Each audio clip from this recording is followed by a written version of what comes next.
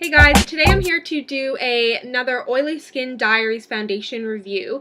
Today I'm doing it on the Covergirl Outlast foundation. It is the Stay Fabulous 3-in-1 foundation, and as you all probably know, it has, or claims to have, the coverage of a concealer, the lasting power of a primer, and the blendability of a foundation.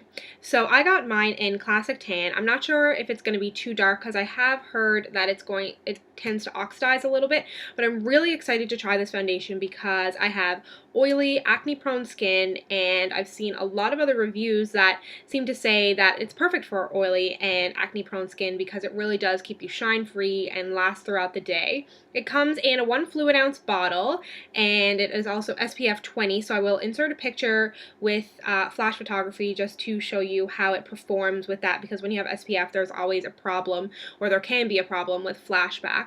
And it also comes with a pump, which is great because a lot of the new foundations lately don't come with a pump, so it's kind of a little bit of a luxury almost to have a pump on this. I got it, it was $12.99, 20% off, and then I had a $2 off coupon. If you go on the Procter & Gamble website for Canada anyways, I know that they have coupons for like $2 off foundation, $2 off mascara, so definitely check that out. So I got this for about $8, I think, which is really, really good lately because foundations at the drugstore are getting increasingly expensive. Anyways, I'm going to hop right into the demo, and then I will show you how the foundation performs throughout the day and then give you my final thoughts at the end. Okay, so here I am barefaced. You can see that I've got a good bit of active breakouts going on. I'm in my first few weeks of Accutane, so my skin is starting to flare up a little bit. Anyways, I'm going to go ahead and just put this on.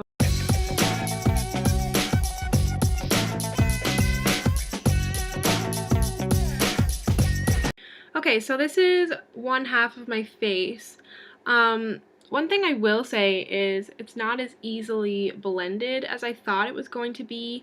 A lot of people talk about, well, the foundation claims anyways, that it's as blendable as a foundation. But when I've seen other reviews, people seem to talk about that it does blend in really nicely. And it's not that it blends in, like, it's not hard to blend in, but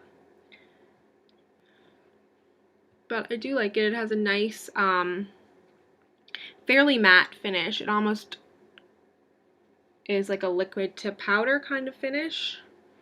Anyways, I'm going to do the other half of my face and then we'll take a look.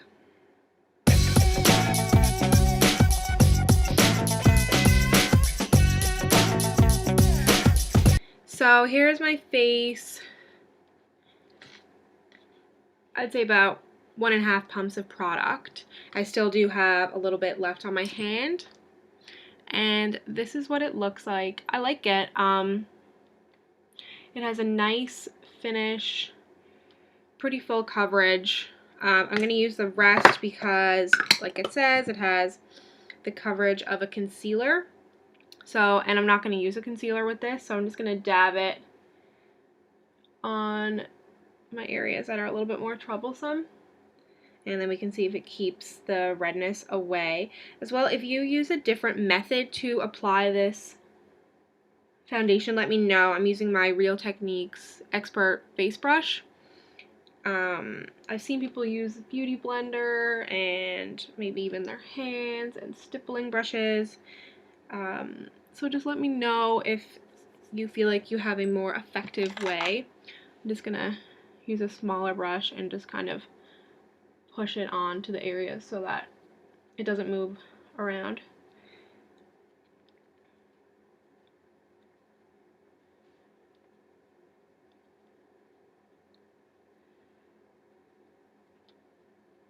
Okay, so this is what it looks like. I like it. Obviously, you can still see like the bumps in my skin because they're not going anywhere for now. Anyways, I'm going to put on the rest of my makeup and then I will be right back.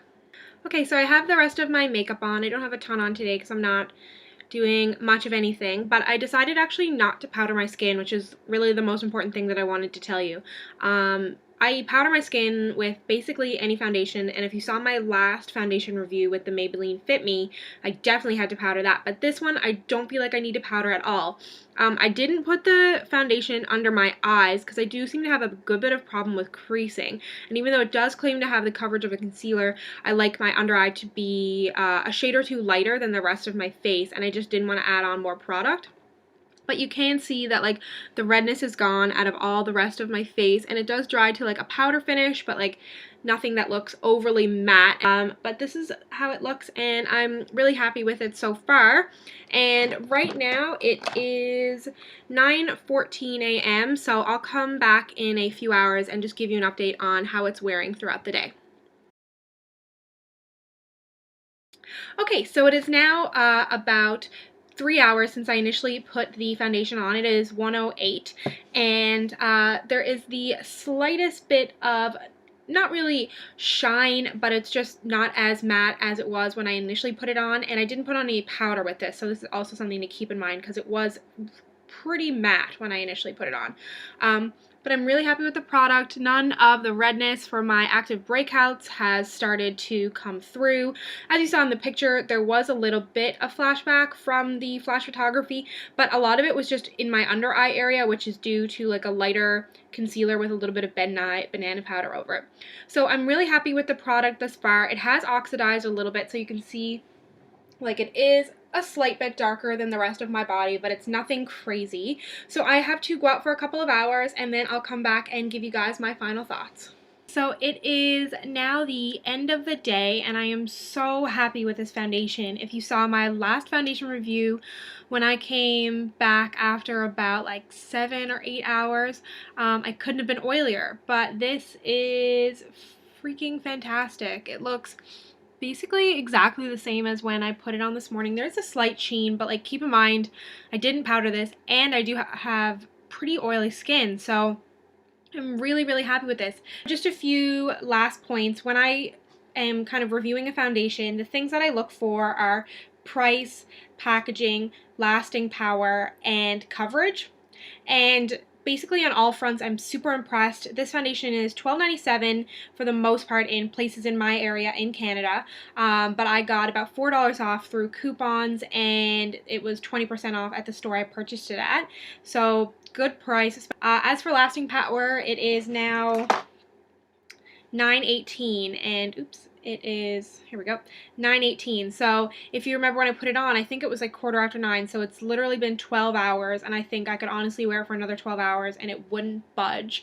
It is, and it's just crazy. Like, I've had my hands on my face a lot today. Like, I've been doing a good bit of studying, and I just kind of tend to touch my face a lot when I'm studying, and it's still in perfect condition. As for the packaging, super happy with the packaging. I mentioned already it has a pump, and a lot of foundations don't have a pump lately, so that is great. And it's in a glass bottle too, so it seems fairly sturdy.